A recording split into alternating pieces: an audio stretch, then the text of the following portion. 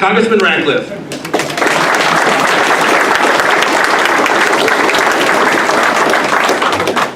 morning. Good morning.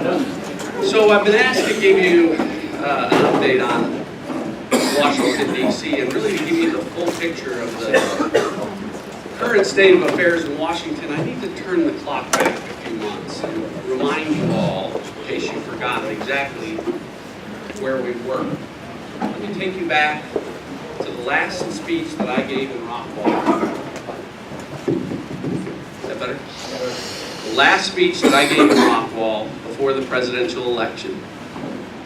It was 19 days before the election. It was on October 18th. I was speaking to the Chamber of Commerce. A lot of the people in this room, I remember seeing there, Judge Rako, you were there. I think all the mayors were there.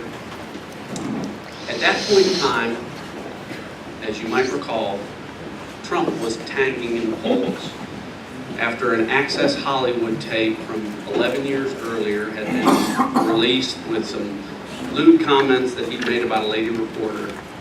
So I say that I probably don't have to remind you that things weren't looking very good.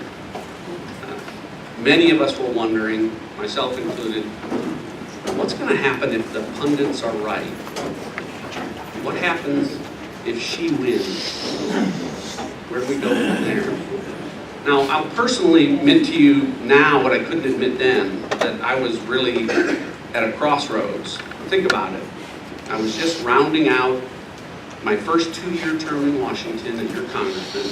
2 years of really devoting myself completely to waging daily trench warfare against the Obama liberal progressive agenda. And I don't say that to be self-promoting. You all know my record. I voted to repeal Obamacare. I voted against the Iranian nuclear deal. I voted to defund Planned Parenthood. I voted for programs that would create jobs like the Keystone XL pipeline. I even voted against my own party repeatedly with a handful of Republicans who refused to raise the debt ceiling. And there's YouTube video evidence out there of my efforts to hold President Obama's Attorney General, Loretta Lynch, and FBI Director accountable during the Clinton email investigation, all of which earned me great praise from groups like Heritage, ranked me the most conservative Texan in Congress, and Club for Growth named me the most fiscally conservative Republican in Washington. And yet, at that point, despite all that effort, it looked like it all might mean nothing.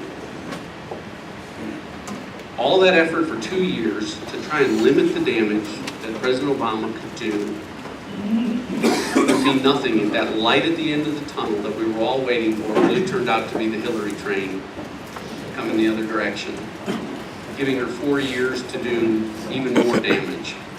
So I remembered that speech, and I remember it was like it was yesterday.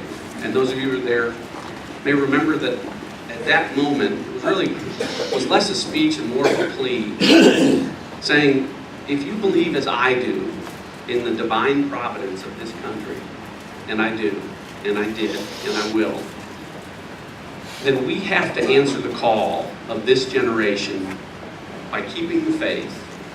And I closed with my favorite Ronald Reagan quote when he said, let us be sure that those who come after will say of us in our time, that in our time we did everything that could be done, that we finished the race, that we kept them free, that we kept the faith. Think about that today. Against all odds, including a corrupt media trying to drag the body of Hillary Clinton across the finish line, Donald Trump won. Message received. And you know, sometimes God chooses the most unlikely of messengers, doesn't he?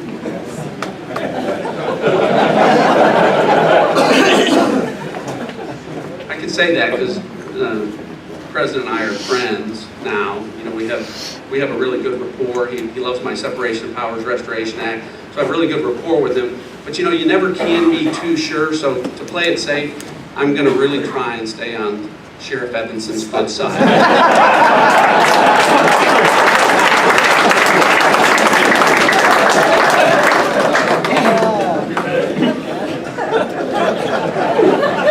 Too soon?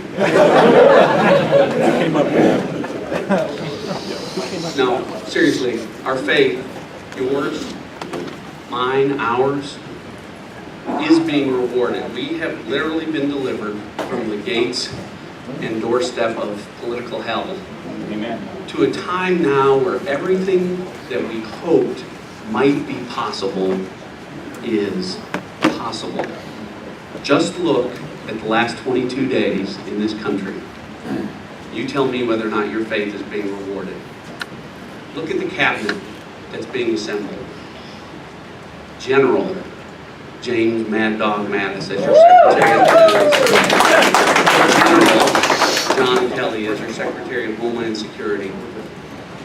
Senator Jeff Sessions as your new Attorney General. Look at an inspired Supreme Court nomination in Judge Neil Gorsuch.